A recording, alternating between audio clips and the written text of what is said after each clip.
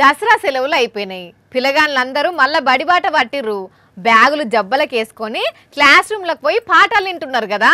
అయితే అదేందో మరి గిడ కొందరు పిల్లగాళ్ళు బడి లోపట కాకుండా బడి బయట ఉన్నారులా. మరి వీళ్ళు ఎందుకు బడికి పోతలేరో అర్చుకుందాం పాండ్రుల్లా. క్లాస్ రూమ్ లో కూర్చొని క్లాస్ గా చదువుకోవాల్సిన పిల్లగాన్లు రోడ్డు మీద కూర్చున్నారు ఏందోల్లా. అసలు వీళ్ళు బడిలు ఉండకుండా బయటికి ఎందుకు వచ్చిర్రు, బయట ఎందుకు నిల్చున్నారు, ఆ నుంచి మళ్ళా రోడ్ ఎందుకు ఎక్కిర్రు? ఏమైందిరా పిల్లగాన్లు, బడికి ఎందుకు పోలేదు మీరు? స్కూల్ ఫీజు పే చేయకుంటే పంపించిండ్లు. ఇన్న రానుల్లా ఫీజు కట్టలేదని చెప్పి ఈ స్కూల్లో బయటికి వెళ్ళగొట్టిర్రాట.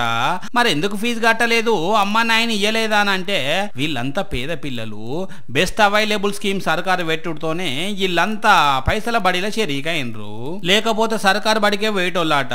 అయితే ఇప్పుడు ఈ బెస్ట్ అవైలబుల్ స్టూడెంట్స్ కి ఇవ్వాల్సిన స్కాలర్షిప్ పైసలు సర్కారు ఇయ్యలేదట. అందుకే ఫీజులు పెండింగ్ నుండి స్కూల్లో బయటికి వెళ్ళగొట్టిండ్రు. దీంతో పిల్లల అమ్మ నాయనలు మస్తు కోపం చేస్తున్నారు. మిమ్మల్ని ఎవరు ఈ స్కీమ్ పెట్టమన్నారు, పైసలు ఇవ్వకుండా ఎవరు తిప్పల పెట్టమంటున్నారు, మా పిల్లలకు చదువులు ఎవరు దూరం చేయమంటున్నారు అని గరం గరం అవుతున్నారు. మేము అడిగామా మిమ్మల్ని స్కీమ్ పెట్టమని? అడగలేదు కదా. మేము మా ఇళ్లలో ఉన్న వాళ్ళకి మీరు స్కీమ్ పెట్టడం వల్ల మేము ఇక్కడ దాకా వచ్చినాం. మమ్మల్ని సఫర్ చేయకుండా స్టడీ చేసే పిల్లల్ని కూడా సఫర్ చేస్తున్నారు.